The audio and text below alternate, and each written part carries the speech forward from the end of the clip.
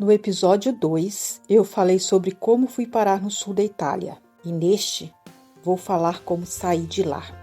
Naquela época, os celulares eram uma novidade cara e privilégio de pouquíssimas pessoas. A minha patroa tinha um. Numa madrugada, reuni coragem e, com o coração aos pulos, entrei no quarto dela sorrateiramente enquanto ela dormia e o peguei emprestado. Mas o treco era um enigma para mim.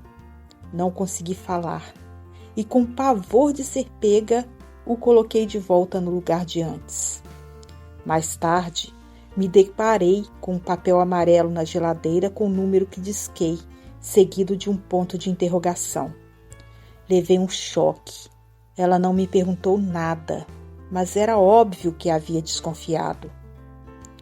Os dias que sucederam aos tantos outros passados ali foram igualmente de muito trabalho, enquanto a cabeça matutava uma maneira de escapar. Mas o destino resolveu me dar uma ajuda. À noite era de praxe os churrascos com toda a parentada e amigos deles, onde a carne servida era de cavalo, que eu não comia.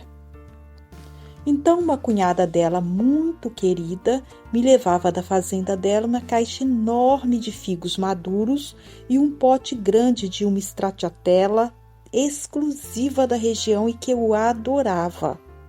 Era essa minha alimentação todas as noites, sentada na mesa dos nobres, pois a patroa fazia questão de mostrar a todos que me tratava como igual. Era uma mesa enorme de frente para a piscina e os lugares de todos eram sempre os mesmos. À minha esquerda sentava-se a cunhada fazendeira.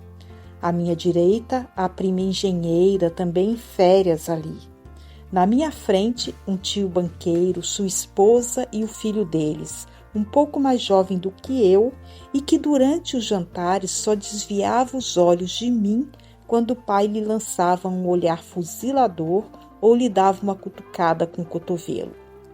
Naquela noite, a cunhada levou uma linguiça suína e frisou que era um agrado para mim. Depois de assada, a patroa veio com uma grande bandeja servindo fartamente a todos. Chegando em mim, ela me pulou. Passou para a prima do meu lado. Nesse momento, a cunhada a interpelou estupefata, mas ela fingiu que não ouviu e continuou a servir a todos.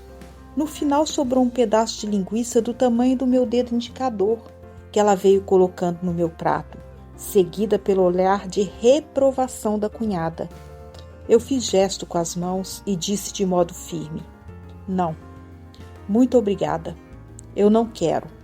Ela arregalou os olhos e respondeu bem baixo entre os dentes, em tom de ameaça: "Ah, você vai comer sim." E jogou a linguiça no meu prato com brutalidade. No mesmo instante, eu me levantei e disse: "Vou dormir." Ela tentou barrar com o corpo a minha saída e a cunhada, a prima e o tio de frente a mim tentaram sutilmente me defender. E enquanto eu seguia para o meu quarto, eles se dirigiam para um canto vazio do jardim a fim de conversarem com ela. E eu, lá no fundo, estava gostando de tudo aquilo. Depois de um dia duro, lavando, esfregando e passando, eu precisava de umas horas a mais de sono, e aquela era uma oportunidade que eu não podia perder. Pela manhã, quando o pessoal da casa se levantou, eu já havia desaparecido com todos os indícios do jantar. Educadamente ela me deu bom dia no meio do dia e disse que passaria a tarde na praia com as meninas. No caminho me deixou na mansão, onde depois de limpar alguns cômodos do andar de cima, desci pelo menos 3 vezes os 5 andares com os últimos restos de obra para colocar na lixeira. E descansei por cerca de 1 hora sentada num canto no chão. Estava exausta. Por volta das 6 da tarde, o filho do banqueiro apareceu por lá, dizendo que ela lhe pediu que me deixasse em casa, que ela iria no horário de sempre com o pessoal. No caminho, o rapaz resolveu puxar trocentos dedos de prosa. A timidez dele parecia ter criado asas. No fim, perguntou se poderíamos nos encontrar em Milão depois das férias. Por que não? Um amigo a mais nunca é demais.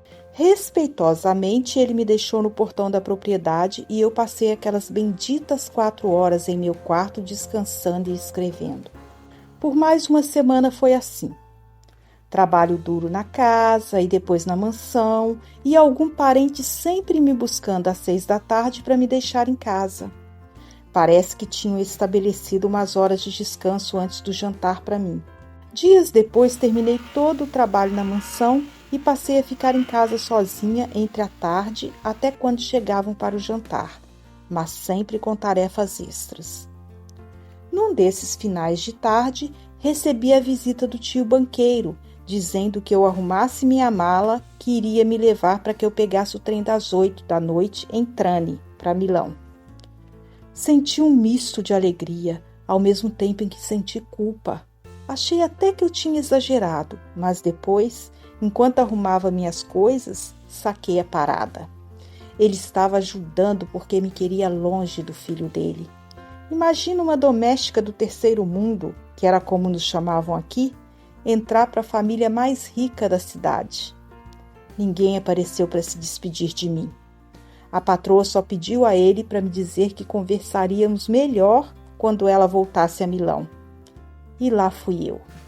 Algumas baldeações e algumas horas depois, eu estava num trem que me deixaria na Bolonha, onde faria baldeação com a estação central de Milão. Cheguei a Milão com a alma lavada, apesar do trauma dessa experiência, pronta para vender minhas lingeries para as travestis.